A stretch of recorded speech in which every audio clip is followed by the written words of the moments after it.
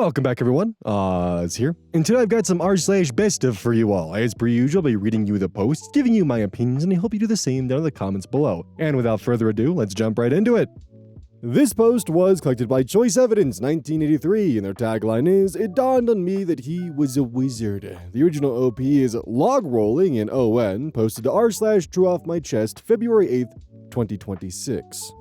I think my sister just ruined our dad's engagement to an amazing woman, and I hate her so much. I'm really angry right now at my stupid entitled brat of a sister. I want to use a different B word, but I don't think I can post with it. Just know it is the one I mean. I wish I could type out just how much I hate her right now. So, maybe this will help. There's so much I want to yell at her or just get off my chest. But we're at our grandparents' place, and I can't lash out at her like she deserves, and she knows it too. I don't know how much of it is relevant, but here goes, hoping I'm less angry when I'm done.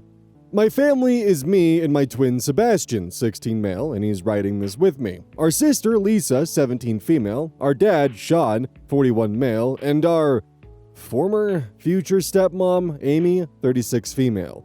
Fake names, obviously. Our mom died 9 years ago. Dad didn't date for 5 years, then briefly dated a disaster called Riley, then took another break from dating. He met Amy around 3 years ago, introduced us 2 years ago, we all moved together to a big house a year ago, and they got engaged 6 months ago. Before Riley was even in the picture, we weren't thrilled Dad had started dating again, but we went to therapy as a family to work through it. We made peace with it for the most part, but then Riley came, and she was just the worst. She was rude, jealous of our mom's money, a gold digger, didn't like us. She was all around horrible. The three of us kind of made an agreement that we would not allow anyone to erase our mom. We would never allow anyone to adopt us. And we would be polite, but keep our distance from whoever Dad dated. It felt like we were honoring Mom that way, without stopping our dad from moving on. We also started calling the three of us plus Dad the Core Four. Getting to know Amy, though, and then moving in together, we've done a 180 on that, me and Seb more than Lisa. Amy is just good people. She's crazy smart and nerdy, has like 3 degrees, 1 in psychology, which explains a lot, and we all play D&D together. She's successful, artistic, athletic, and deadpan hilarious. She has an energy, like when we're all around family and they're all loud and crazy, she talks and people just shut up and listen. Don't know how best to describe that. Like, she's wise and kind and patient, but also an absolute Sigma badass bitch. She's cool to hang out with and she loves our dad. She also sets him straight a lot. We kind of default to her as our neutral third party when there's a disagreement, and she's very good at navigating that. She's just really cool. She is also genuinely interested in our lives and hobbies. She has at least one thing with each of us. Seb and her do artsy stuff, and they both play tennis. She plays video games with me. She and Lisa read a lot and go book shopping like every few months. The house is filled with books. She's teaching Lisa how to drive. They're both K-pop fans, etc. I honestly think they clicked more quickly and naturally, and vibed the best. Whenever Lisa allows it. Amy also never stops us talking about our mom. She respectfully encourages it. There's a few pictures of Mom around the house still, and she's totally okay with that. Like, she's not threatened by Mom's presence at all. She once helped Seb make a painting of a photo of the 5 of us. Dad, Mom, Lisa, and Seb for our maternal granddad's birthday. Even my mom's family likes her. My aunt, my mom's sister, and her have become good friends. She asks them and Dad about Mom when we mention something we all used to do, and we found out a few months ago that she also lost her dad when she was 12. I think that settled a lot of things for Lisa, who I know sometimes uses our mom to try to spite Amy. Though, again, Amy would either kill her with kindness or just move on. Dad loves Amy, and she makes him happy. Like, she is his balance in a way. They go so well together. Our dad is awesome, patient, smart, strict, but kind, goofy sometimes. He has his own hang-ups, but He's slow to anger and always open to discuss anything with us. He doesn't yell at us much, but he's supportive and overall has been a great dad. She and Dad made it very clear she has absolutely no intention of replacing Mom, that she's a person of authority in the household without being a parent, that she's open to whatever relationship we want to have with her and it's a two-way street. She has never demanded or pushed for anything other than basic human-to-human respect and kindness. Why Lisa sucks. While we are really doing well and getting along great, Lisa sometimes gets whiplash and randomly regresses to Riley time, especially after Amy and her spend time together having fun. It's like she's trying to rile Amy up to justify why she thinks Dad dating is a bad idea. She snaps at random stuff just to bump heads. Only it's not working very well because Amy is just not bumping. She isn't engaging Lisa when she's like this. She'll maybe set a boundary like, I will not engage with you when you act like this, and after that is completely uninterested in Lisa's outbursts and lets our dad handle it. It doesn't feel like it's out of spite though. Best I can describe it is Amy is living her life, legit happily and willingly making offers and openings to all of us, Lisa included, without making a big deal out of it. When Lisa doesn't participate and or says something snarky or downright rude, Amy just shrugs and goes on with her life. If we ask her if she's upset or angry at Lisa for lashing out, she says she understands how Lisa must be feeling, that everyone is allowed a tantrum every once in a while, and that she knows Lisa is a good girl, and she'll come around on her own. And true enough, when Lisa then calms down and apologizes, with or without Dad's mediation, again, Amy doesn't make a big deal out of it, and they pick up where they left off.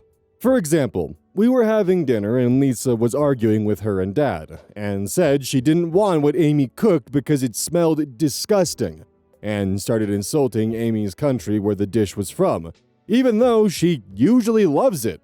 Amy just said, suit yourself, like she could not care less, served the rest of us, and sat down and started eating and talking to Seb and I. Dad took Lisa to talk, and after they came back, he asked Amy if it would be okay for Lisa to still sit and eat with us. Amy said sure, and continued chatting. Lisa apologized for her comments without Dad prompting her, and Amy just smiled, said thank you, and kept talking to Seb like nothing happened.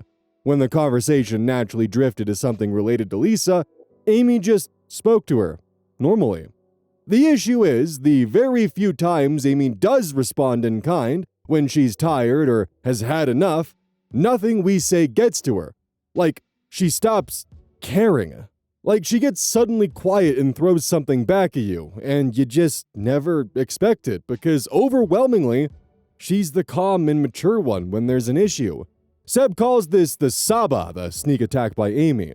If I could pick one flaw of Amy, that would be it. She's just brutal sometimes when she's had enough, or something bad happens at work and it just comes out of left field. She destroys you and doesn't even blink. It is immensely enjoyable to witness when she goes Saba on our behalf, but not so much when we trigger it. To clarify, Amy is like ridiculously patient 99% of the time, and incredibly effective in managing conflict. She also can recognize when she's close to that line, so she either steps away or warns us, and we usually understand and back off, and then she follows up on her own, and she always says thank you for waiting to talk. If she goes too low when sabaing, she always apologizes and makes amends. We are quite good at communicating as a family for the most part, thanks to her mostly, but once in a while, when we push and Amy goes there, it's not good. Sometimes it's just snark, like once I told her, fuck you, mid-fight. Amy just shrugged and said, your father does that enough, I'll let him know he has your blessing. Seb was yelling about a missed practice, his fault. She yawned mid-sentence and got up. He was like, what the fuck, where are you going? And she was like, I'm not interested in a baby throwing a tantrum. It is worse with Lisa, because Lisa goes personally when she's angry. But when the Saba line is crossed, Amy just doesn't care. Lisa once asked, "How does it feel to know you wouldn't be here if our mom was still alive?" Amy thought about it and said, "I would probably be living my best life in the Bahamas with a rich European prince and no brats to bust my balls, so much better." Another time, Amy was having a pregnancy scare, and Lisa said something like, "You will never have children of your own." And Amy just said, "I hope not. I like my tight, and so does your dad." It always shocks us when she goes full Saba because she's usually kind, considerate, and patient. The core four have discussed all of this in therapy, and Lisa acknowledges she's just scared and angry at the idea of Amy replacing Mom. Though we all point out just how uninterested Amy is in that role. I personally don't feel like she would ever replace Mom, and we joke sometimes about calling each other mother/son. When Lisa acts out, there are always consequences from Dad. Things are discussed in therapy, and for a while, everything is calm again. The therapist suggested we add Amy to our sessions once in a while, but Lisa is not open to that yet. Dad is also bringing up more often whether Lisa should get individual therapy, but she doesn't want to. Legit, Lisa and Amy get along so well when Lisa isn't behaving like this.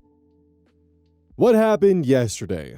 Yesterday, the three of us, Seb, I, and Lisa, spent time with our grandparents and cousins, helped them with the snow, then grabbed dinner, and came home late. Dad and Amy were talking about wedding stuff in the kitchen, and we overheard Dad discussing adoption, very loosely, like if Amy would ever be up for it, if we wanted to at some point as adults. Lisa immediately lost it, burst in and started screaming at him about Mom, that she hates him, that he's only thinking with his dick, then turned to Amy, started insulting her, wished her dead, and said, "I will never want a C-word like you to be my mom." Amy just very calmly said, "What makes you think I would ever choose you to be my daughter?"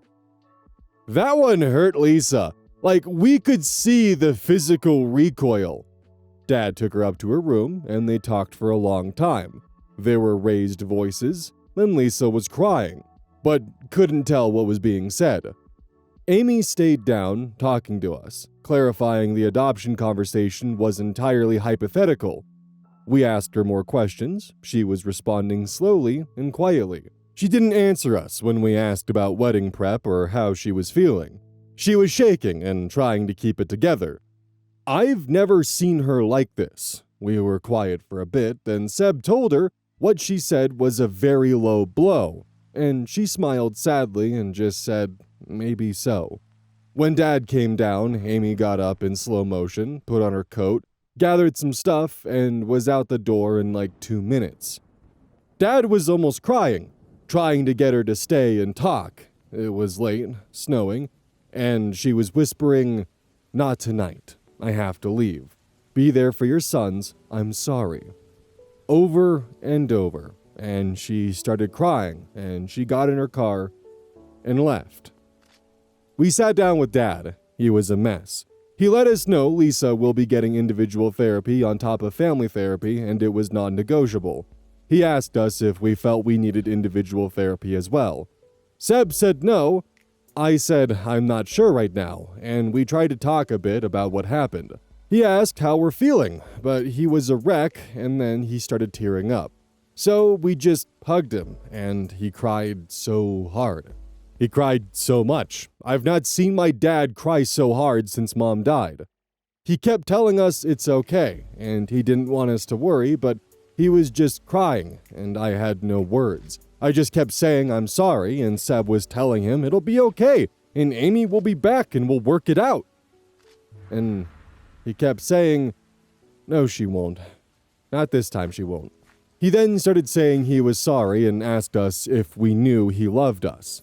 And then he asked if he had neglected us, if we felt he didn't love us enough after Amy moved in, if he was a good dad.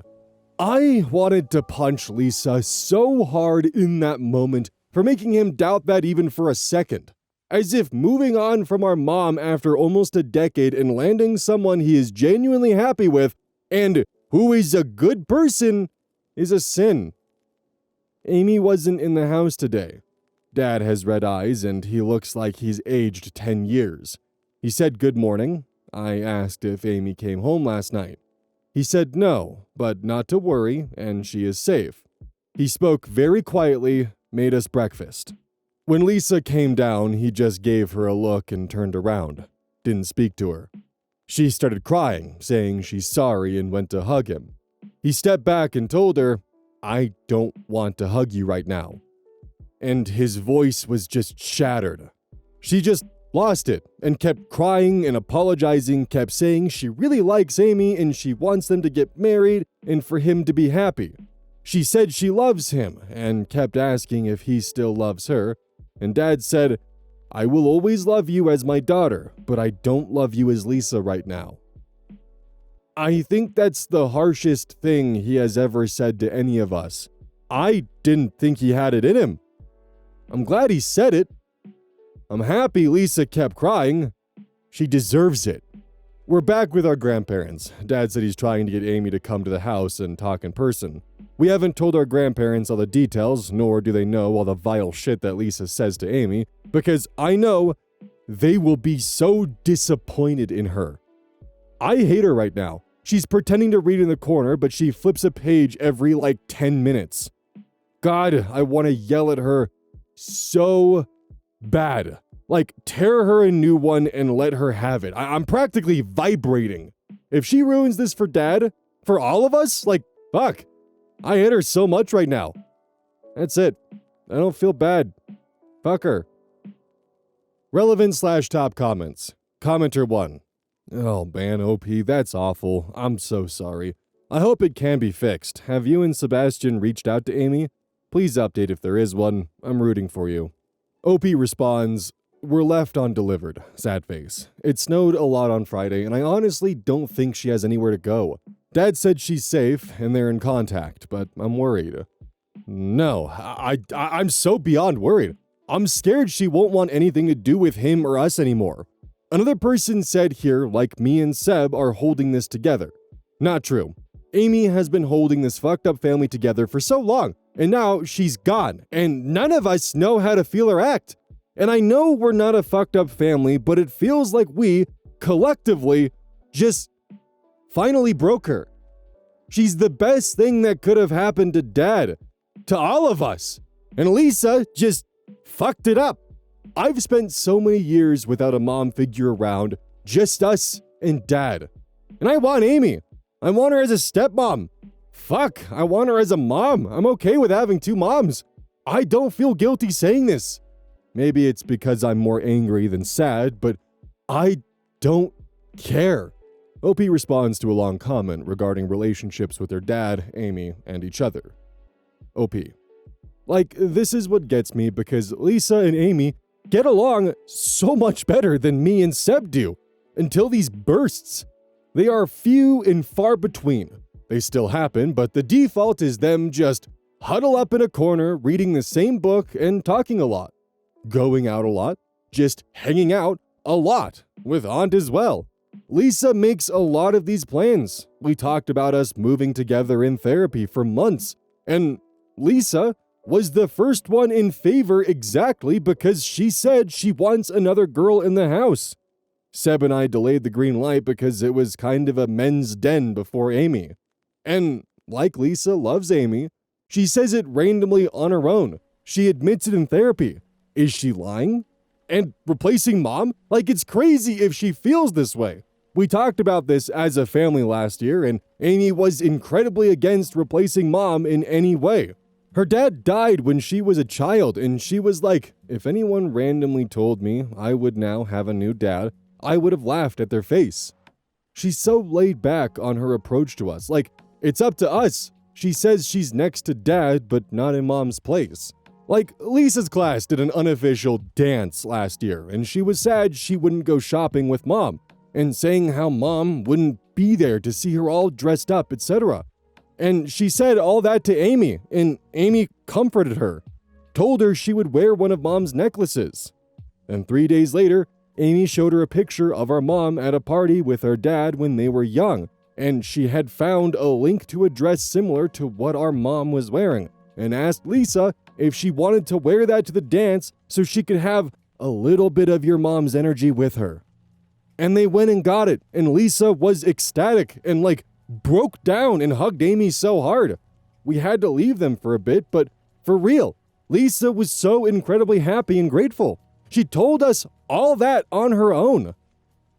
I don't know.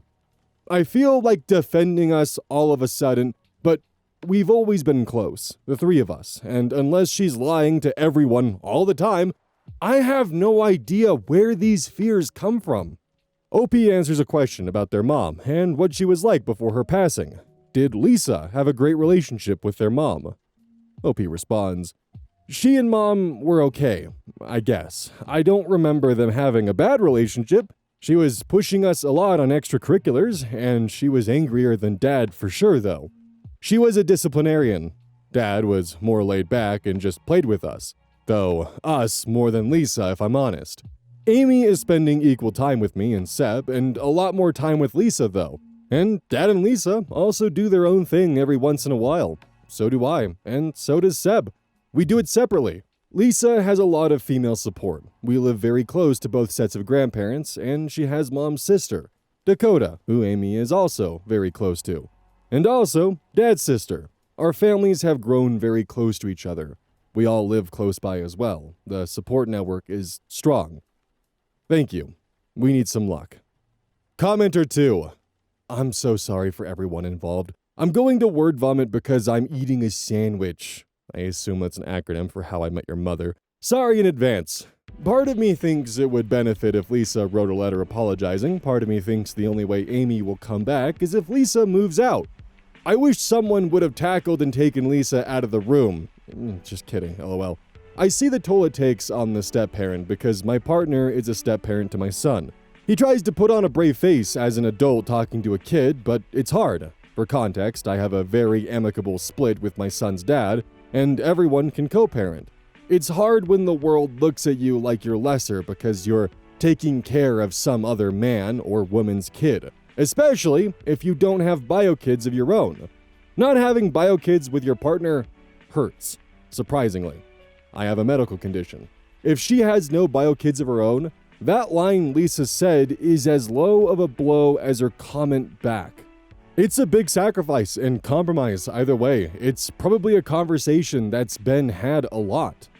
There is a fear. Is this the next level of disrespect from a kid I can't control that will end things? My son is extremely well behaved, which is a miracle because his dad and I were not. My son calls my partner Dad. He tells him he loves him times infinity, but the fear of them leaving this baggage still lingers because you know it's already amazing of them to take on a responsibility they technically and biologically have no obligation to. I feel for your dad and I feel for Amy. I hope it all works out because what I see is a lot of love and hurt that time can heal with effort and sincerity. OP responds, so, funny story. We asked her once if she ever thought of having kids of her own with Dad or anyone else. And she said she didn't want to give birth to kids. There's a fear about that, I don't remember the name. But would be open to adopting if the right man came along. And she said it was because she wasn't interested in passing on her genes, but her morals and ethics and ideas and behaviors and love. And she didn't need to have biological kids to do that. It kind of made me respect her a lot more. Commenter 3. Sometimes you just decide enough is enough. Lisa might just have pushed Amy too far. Your sister needed therapy long before this, all by herself, and don't blame this on Riley. She's long gone. This is all on Lisa. If you're serious about getting Amy back, then you need to make it a group effort with all of you and your dad, and Lisa should be leading it with an apology and a genuine effort to do better. Commenter 4. To you, Amy is rolling with the punches, but in reality, while she's rolling with the punches, she feels every single one of them, and what your sister said broke the camel's back, so to speak. This will take time for Amy and your family. I hope you guys come through better than ever, but I also hope Lisa realizes that even though she's a child, that doesn't mean she gets to use Amy as a punching bag. Update, February 12th, 2026, 4 days later. I didn't expect to get as many responses with my previous post, nor did I expect that I would be back here, but it actually really helped. I don't have too big of an update yet, but a few things are happening. Not all of them are positive, but I guess at least there is a sort of plan. This is a little rushed. I'm sorry if this isn't formatted well. It was brutal reading so many comments speaking so badly about Lisa. Like, I know I said I hated her, and I did in the moment. Still do for a lot of this, but she's my sister, and I do love her as well. So I think seeing so many people angry at her made me very angry and defending her. Seb as well, but I'm writing this alone, so... A few people were telling us to give her some grace, and I really tried, but I was not in any place to even look at her. Seb did try to talk to her though. I was present, but I didn't want to engage. I was mostly there for him. It went like, we're very angry at you, but you're still our sister, and we love you and Dad too, etc. But you have to stop thinking you can do or say whatever, and we'll still like you just the same, and we'll always be around. She was saying that family is forever and sticks by everything together no matter what happens. They don't just up and leave. And then, he told her that that's not true. It's actually kind of crazy stupid to think your family will put up with you no matter what you do. She was like, you're supposed to stick together against the shit that comes our way, and he got angry at that and told her she is the one bringing the shit in the way. And no matter the family relationship, we won't stick together with an intentional shit stir, so unless there's something else going on, right now, she is the one in the wrong, so either fess up or fix yourself. I brought up an aunt we have, Dad's first cousin, who is not part of the family anymore because she was a major gossip and she lied all the time, and nobody likes her. Nobody invites her around. Her siblings don't talk to her, don't have her over, because sure, they are family, but she is always bringing shit and drama in our lives, so she was pushed aside. And we were like, don't be the person we have to push aside. But if there's something going on with Amy that we don't know, you have to tell us. She was saying there isn't anything that would make sense right now. We kinda discussed Saba in the Core 4, and truly we didn't really see some of y'all's point on Amy being offensive or a creep, because a lot of people called us out, me and Seb, on also being horrible to her as well, feeling the fire, and, well, that was a slap, and we kind of shut up about it because it was like, sure, being told your dad fucks me is fucked up, but you all were like, we should have never said fuck you to her in the first place, and then we, me, Seb, and Lisa, realized we've each said it at least twice, so she's heard it 6 times at least, and she kept talking to us about it, and we kept using it until that reply of hers. And, well, it worked because we haven't said it again, so, yeah. Sad that we sort of have that knowledge/image in our heads now, but also sad that it had to come to internet strangers for us to realize it worked. It was really humbling for me and Seb to realize, sure, this time Lisa was the one that crossed the line, and usually it is her that destroys the boundaries, but the two of us haven't exactly been great at her either. I admit I cried a lot reading some of the comments, like hard crying because you were very real in how shitty I've been to Amy. Not just Lisa, like I didn't realize it. I think it was just how we sometimes fight with Dad and cousins, and it hadn't registered how it must have been for Amy, who was always in mediator/peacekeeping position. We went to family therapy on Tuesday and found out a few things about Dad and Amy. They had actually known each other for a few months before they started dating, so they met close to 4 years ago via common friends. Dad's situation with Riley was discussed at some point, and he liked Amy's perspective and approach, so they started hanging out. And then, like 6 months after that, started dating. They've been going to therapy together right before she was introduced to us, every Thursday with her, every Tuesday with us. It was Amy's suggestion to help her navigate meeting us. We then talked about what the next steps are. But first, what happened was Dad told Lisa again that he does love her and he wants to understand and help, but he won't always like her, and she has to understand this, and us too. That he will always love us because he is our dad, not out of obligation, but because that is where the source of his love stems from. But sometimes, as human to human, he doesn't always like us for how we're behaving.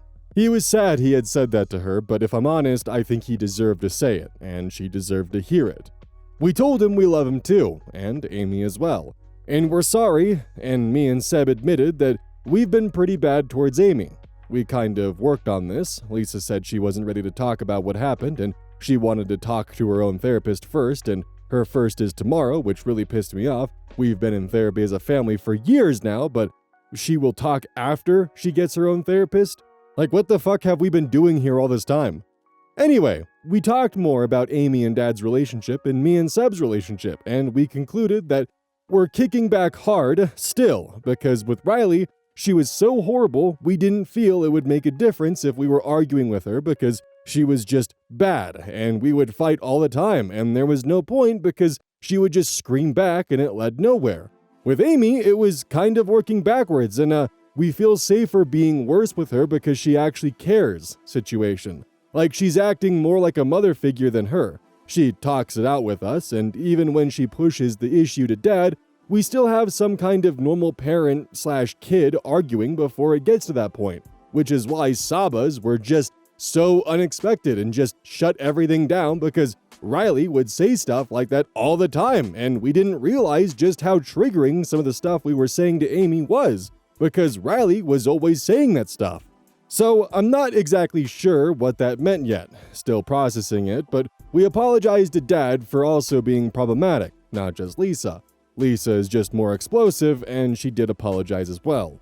We talked about the next steps right now, which is a bit complicated. Dad and Amy are both on the lease for the house, but not only is she paying more than him, like 60-40, but our landlords are close to Amy, so if it came to it, which Dad assured us they are not broken up yet, we would be the ones that had to move.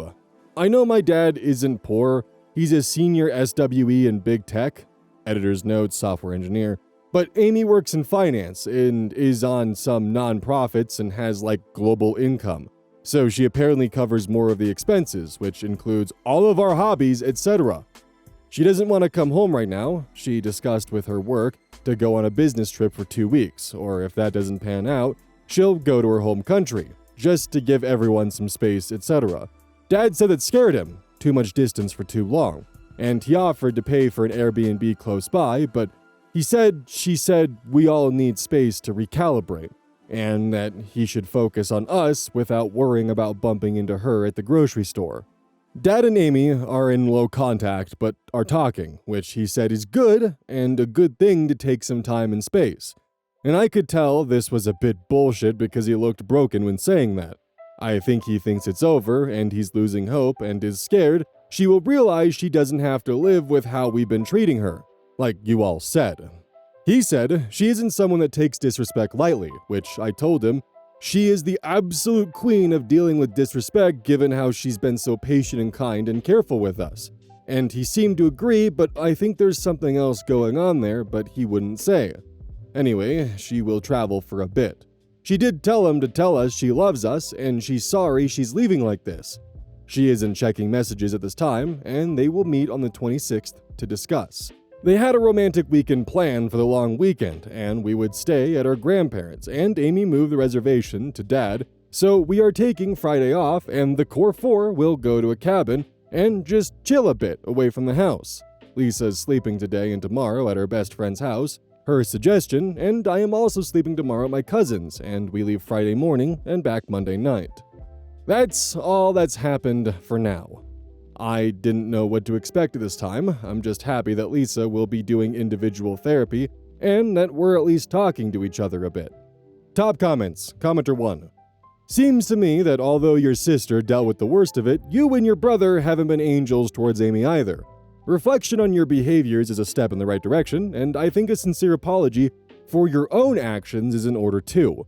Just because you see Amy as a safe person to let loose your emotions on, doesn't make it right for you to use her as your emotional punching bag.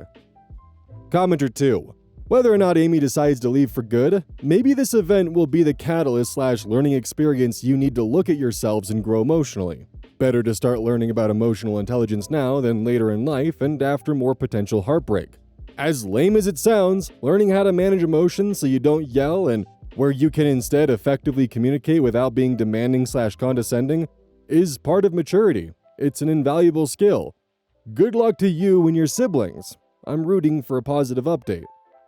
Commenter 3.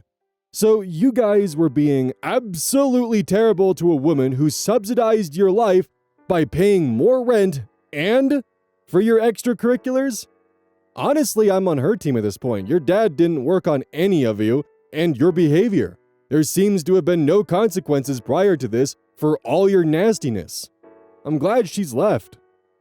I had to remind myself that these were teenagers with the constant use of unique and bespoke acronyms and sayings like Core 4 and Saba.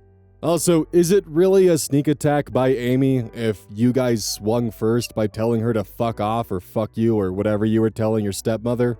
Like, she was actively trying to be a part of your guys' lives in more ways than one, and she was actively trying to be the left hand to your father, while your deceased and departed mother was the right hand. Not replacing, just complementing. This is an example of someone who has tried doing everything they possibly could for you guys and hit a breaking point.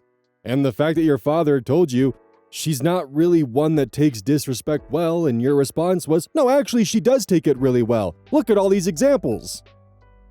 Just because she takes it well on the surface doesn't mean internally she's not really struggling. Y'all are 16 and 17, and apparently just now learning that your words have consequences, that, saying sorry definitely might put a band-aid on the solution, but band-aids don't really solve the infection, they don't clean the wound, they don't do anything to actually address the problem at hand. You can't just hit someone in the shins with an aluminum bat, say you're sorry, and then do it again a week later and expect nothing to change. You can only be hit in the shins so many fucking times before you throw your hands up and go, you know what? Fuck it. I'm out. I'm done. I'm tired of getting hit in the goddamn shins. I paid for that bat, by the way. And you leave. I don't blame Amy in the slightest. At this point, it's out of your guys' hands. If she does decide to come back, y'all better get ready to grovel because she deserves it. You guys decided to meet Amy's kindness with cruelty and rudeness, and seeing it as, well, she doesn't get mad at me, so it's fine if I continue doing this. I'm honestly pretty shocked that there were no repercussions from your father that you guys got away with saying fuck you to Amy, and it literally took her snapping back at you guys for you to finally realize, maybe we shouldn't do that. But after all, you guys are teenagers and still learning, those parts of your brain are still growing. It's a shame that this is how you guys had to learn it, but at the same time, sometimes lessons come at a cost.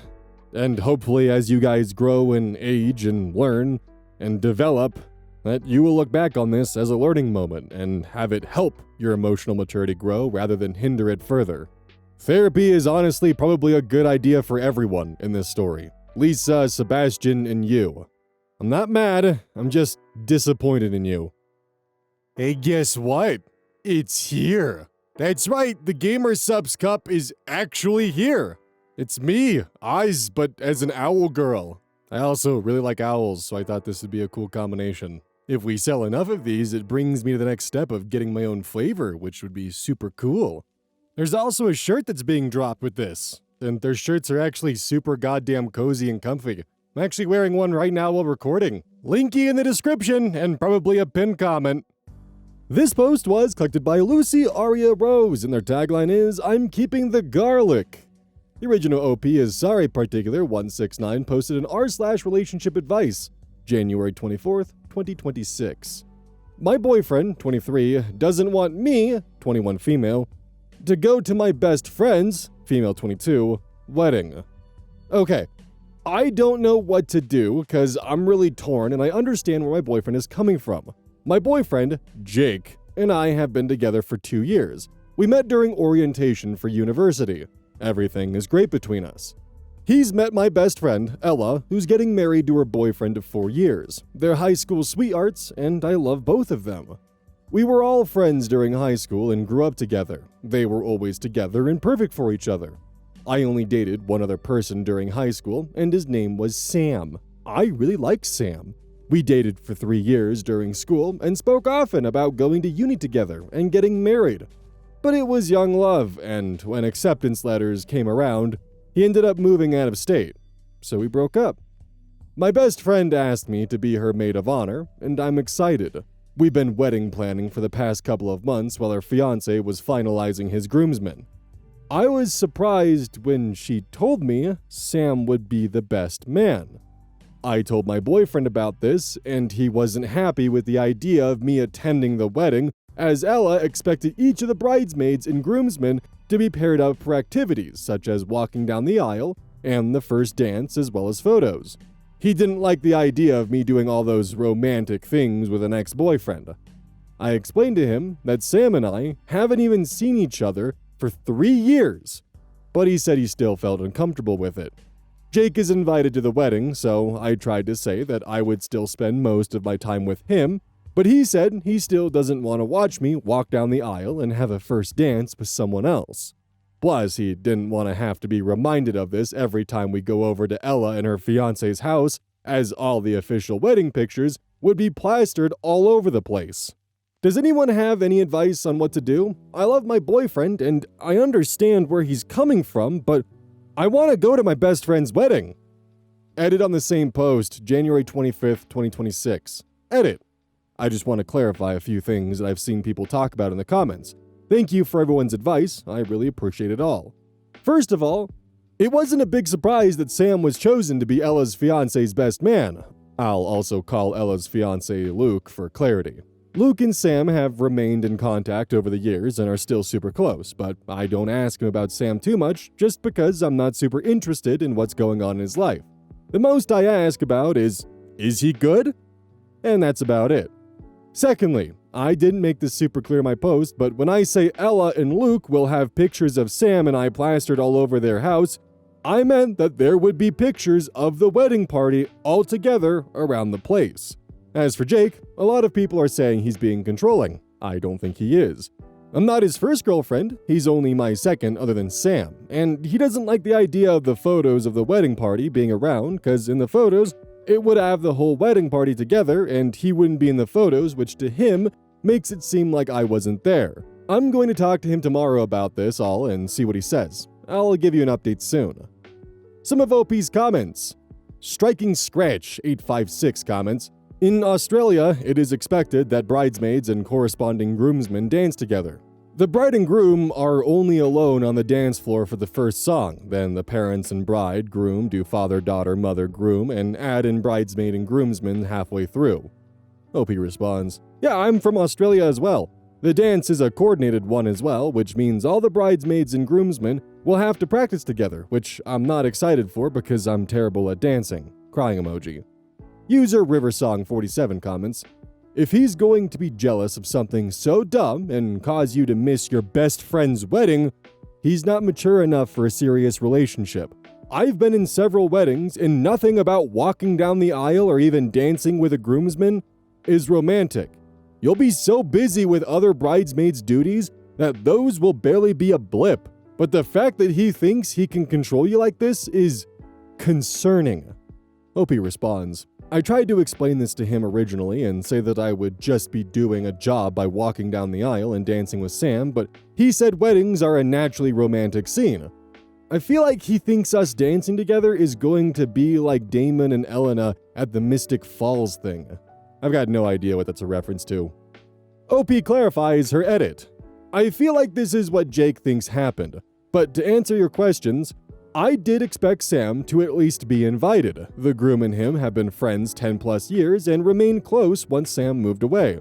I didn't expect him to be the best man though, because Luke, groom, has brothers he's really close with. They're going to be groomsmen still though. I always knew I would be the maid of honor for Ella. Like, that was not at all a surprise. She's very type A and has a clear vision of what her wedding will be like. She's not a bridezilla. I love this about her. So, the coordinated dancing and photos together was not a surprise either. And Jake would be fine with me doing this with any other guy, it's just that it's specifically an ex. I'm gonna talk to Jake tomorrow about it all, and probably ask Ella as well to see what she thinks. I don't think she was trying to matchmake Sam and I. She's never spoken about us after the breakup or anything like that. I'll update after I've had a chat with everyone. Update post, February 11th, 2026, 18 days from the original post. Okay, so I wanted to give you all an update since people were asking. I'm not sure if this is the right way to do this, I've never made an update before. First of all, I read everyone's comments and wanted to say thank you. Even if I didn't respond, a lot of you gave me great advice, excluding the usual Reddit break up advice, LMAO. I talked to my boyfriend, 23, about it after I made the post and read some of the comments. I took your advice as well and made sure to explain that there was nothing romantic about walking down the aisle with a guy I haven't spoken to in years and having a dance with him.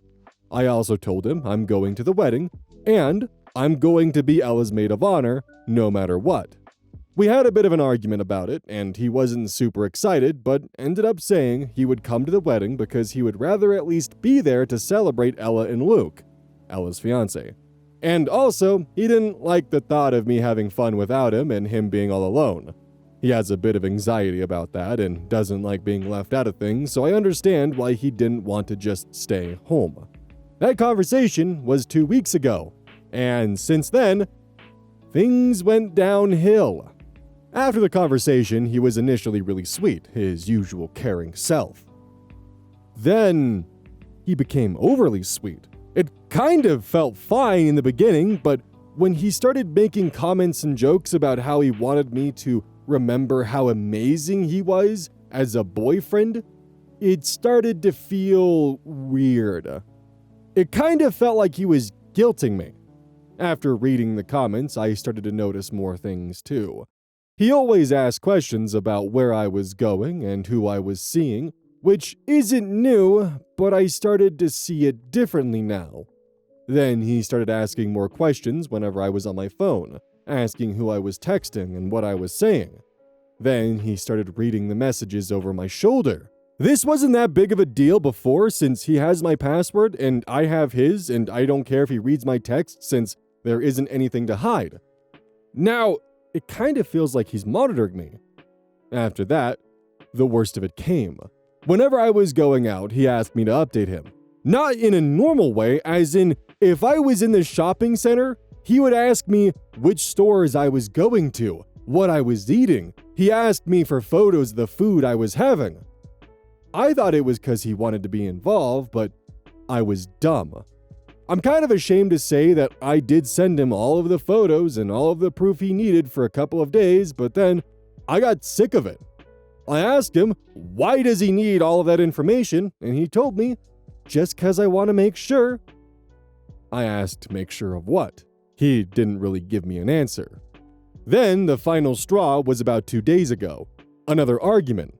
This time about Ella. He said Ella was trying to manipulate me into getting back with Sam, that she always had a vendetta against him. I said he was being stupid because if that were true, she wouldn't invite him to the damn wedding. He said he didn't feel comfortable with me going. He said he didn't want me to go. And if I did, I was crossing his boundaries and that I wouldn't be his girlfriend anymore because what kind of girlfriend would purposely cross their boyfriend's boundaries? So I told him that's okay. I wouldn't want to cross his boundaries and broke up with him. You were all right. He was controlling me. I don't feel happy about it. I feel sad. I feel like I wasted years of my life on someone I loved. I told Ella. She didn't celebrate. She was sad for me too. Said he was nice, but I could do better, and I should be with someone who helps me grow my world, not shrink it to being just them. I'm going to focus on looking forward to the wedding and helping Ella out. Thank you to everyone again. Edit, I know, mentioning the Reddit advice of breakup being bad and what I ended up doing was a bit ironic. I just meant a lot of people immediately went to breaking up with him. Honestly, I probably wouldn't have if the post ended with him just being a bit grumpy and then moving on. It was the behavior that followed that made that decision for me. It's one thing to be a bit off about something and then need a discussion. Another thing to then be weaponizing boundaries and monitoring my every move. That is what made me break up with him. Again, I am so grateful for the support and advice everyone has given me. It's really amazing. And rest assured, I will now be a full supporter of the breakup team. Oh, don't do that just because Reddit is sometimes right doesn't mean they're always right. But this one actually has some incredibly good messaging in it when it comes to boundaries, and I felt like this was important to include because while it is important to establish boundaries in a relationship, this is a great example of toxic boundaries and when you need to realize, okay, I don't want to break your boundaries, but these boundaries are bullshit, so either we need to break up so I don't cross your boundaries, or you gotta reevaluate them. And that's the thing, is if your partner establishes boundaries that you actually just cannot follow or do not want to follow, then don't be in that relationship, regardless of if the boundary is weaponized or not.